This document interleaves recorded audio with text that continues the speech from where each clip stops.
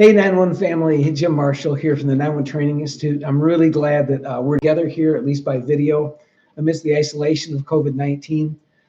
So I want to just explain how this got started, this whole idea of building this training experience for all of us called Sustaining Resilience during the COVID-19 pandemic, which you're now a part of. As you all know, I talk about my sister Debbie, the dispatcher.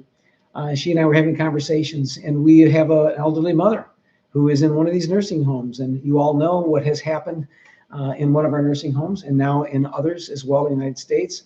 This became personal as a bottom line. And as I started to feel my own emotion about the risk and about the impacts and concern for my elderly father-in-law, 93, also, who he said, I feel like a prisoner right now in the nursing home I'm in, it became personal for me. And that was the first time when I was able to feel like I had actually something to offer to all of you.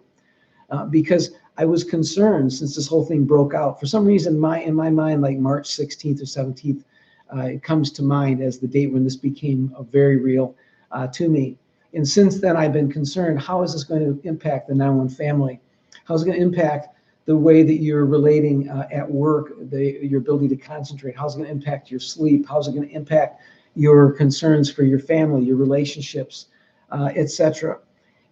But I didn't have anything formulated, and I wasn't going to just jump in and try to offer something like to rescue as if everybody needs to be rescued. But then I got a contact from one of our 911 directors in the US who said, Jim, we're trying to do what we can to build out support for our 911 family here, but we want your input on this. And will you help us? So I said, sure. Well, in the next few days, I started seeing in my mind all the different maybe elements that we need to address in this. Not that it's comprehensive, not that I'm some guru, but you've invited me into the 911 family, you've adopted me, you've made me one of your own, and that has made me very grateful. And this is a moment when maybe I can give something back along with the others who are doing great videos, webinars in the 911 industry, and I hope you've accessed those and will access those. But I wanted to be sure that in behalf of the Training Institute that we could give you something that might help you feel more empowered right now, because the biggest issue for us as adults, the longer we live in life, is what do we do with what we can't control, right? Well, this is certainly a huge opportunity to figure out what we do with what we can't control. And I don't want to be clever about it's an opportunity. No, this sucks. COVID-19 sucks. We're losing people we love. Others are, and all of us are having our lives radically rearranged. There may be very serious financial impacts and employment impacts for far, far more than we originally thought. And in the midst of all of that, though, the question still remains, what do we do with this pandemic that we can't control?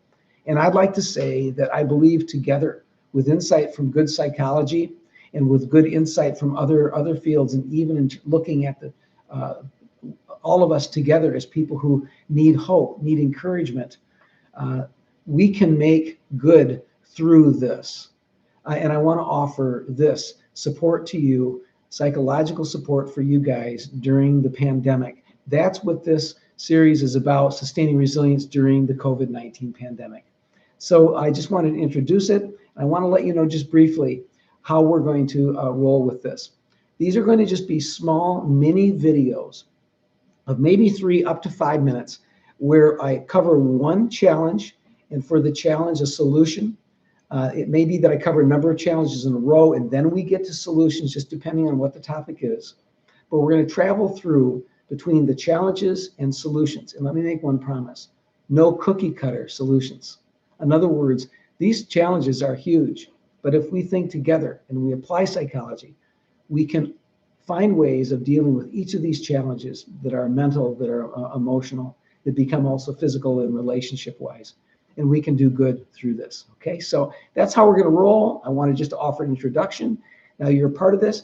You'll have information to helps you identify how you connect up and join us for the rest of these units. So folks, let's be well as we struggle through this together. Let's look for ways in which we can succeed. And I'll be talking to you very soon here. Just tune in and let's continue. See you soon.